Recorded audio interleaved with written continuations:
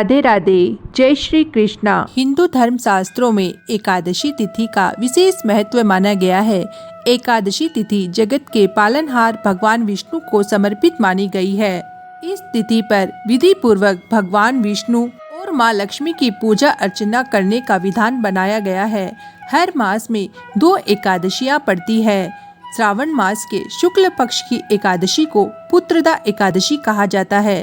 इस साल सावन पुत्रदा एकादशी का व्रत आज यानी 16 अगस्त को रखा जा रहा है। धार्मिक मान्यता है कि पुत्रदा एकादशी व्रत करने से व्यक्ति को भगवान विष्णु की कृपा मिलती है और अच्छी संतान की प्राप्ति होती है। साथ ही इस व्रत को करने वाले व्यक्ति के यश, कीर्ति, सुख और समृद्धि में भी वृद्धि होती है। अगर आप भी संतान की प्राप्ति चाहते हैं तो सावन की पुत्रदा एकादशी का व्रत करें और पूजा के दौरान इस कथा का पाठ जरूर करें।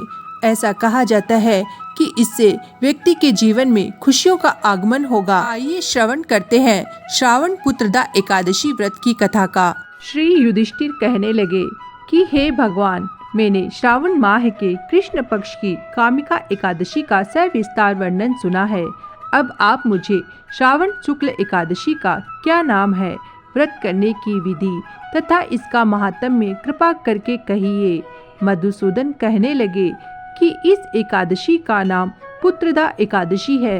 इस एकादशी को पवित्रता एकादशी भी कहा जाता है। पुत्रदा एकादशी व्रत करने वाले व्यक्ति को पूजा के बाद श्रावण पुत्रदा एकादशी व्रत की कथा जरूर सुननी चाहिए। ऐसा करने से व्रत पूर्ण होता है और मनोकामनाएं पूरी होती है। अब आप शांति पूर्वक इसकी कथा सुनिए। इसके सुनने मात्र से ही वाजपेयी यज्ञ का फल मिलता है। द्वापर युग के आरंभ में महिषपति नाम की एक नगरी थी, जिसमें महिजीत नाम का राजा राज्य करता था। लेकिन पुत्रहीन होने के कारण राजा को राज्य सुखदायक नहीं लगता था। उसका मानना था कि जिसके संतान न हो उसके लिए यह लोक और परलोक दोनों ही दुखदायक होते हैं। पुत्र सुख की प्राप्ति के लिए राजा ने अनेक उपाय किए, परंतु राजा को पुत्र की प्राप्ति नहीं हुई। वृद्धावस्था आती देखकर राजा ने प्रजा के प्रतिनिधियों को बुलाया और कहा, हे प्रजाजनों, मेरे खजाने में अन्याय से उपार्जन किया हुआ धन नहीं है। न मैंने कभी देवताओं तथा ब्राह्मणों का धन छीना है। किसी दूसरे की धरोहर भी मैंने नहीं ली। प्रजा को पुत्र के समान पालता रहा। मैं अपराधियों को पुत्र तथा बांधवों की तरह दंड देता रहा। कभी किसी से घृणा नहीं की, सबको समान माना है। सज्जनों की सदा पूजा करता हूँ। इस प्रकार धर्मयुक्त राज्य करते हुए भी मेरे पुत्र नहीं है, सो मैं अत्यंत दुख पा रहा हूँ। इसका कारण क्या है? राजा महिजीत की इस बात को विचारने के लिए मंत्री तथा प्रजा के प्रतिनिधि वन को गए। वहाँ बड़े बड़े ऋषि मुनियों के दर्शन किए।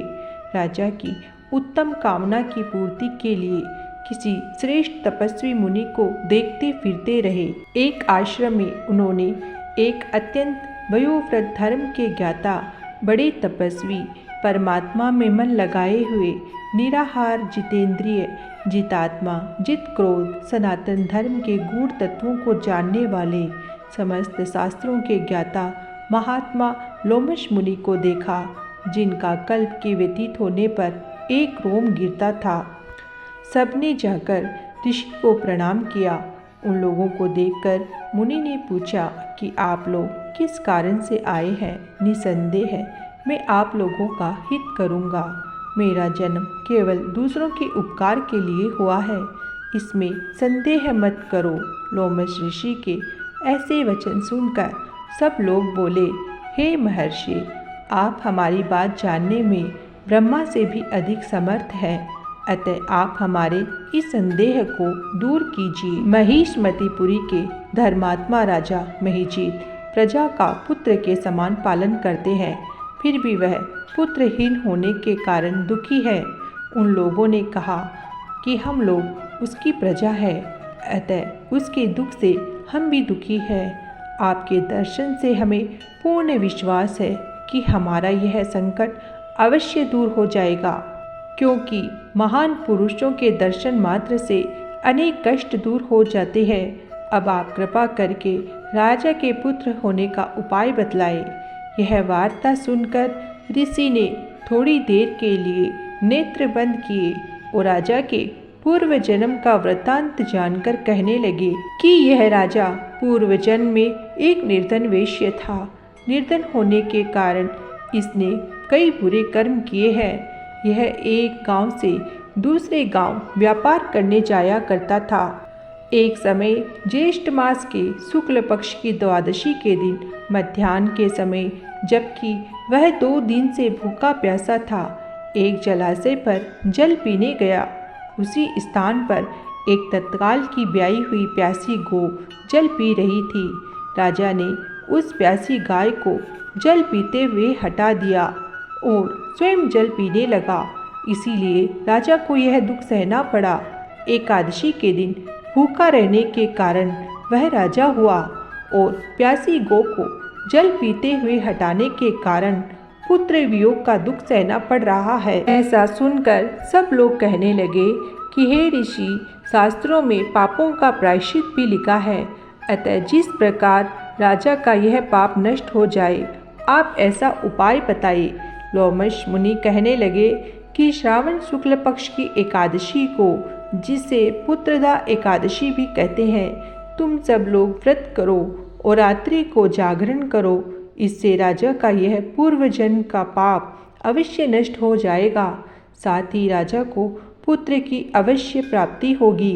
लोमश ऋषि के ऐसे वचन सुनकर मंत्रियों सहित सारी प्रजा नगर को वापस लौट आई। जब श्रावण शुक्ल एकादशी आई तो ऋषि की आज्ञा अनुसार सबने पुत्रदा एकादशी का व्रत और जागरण किया।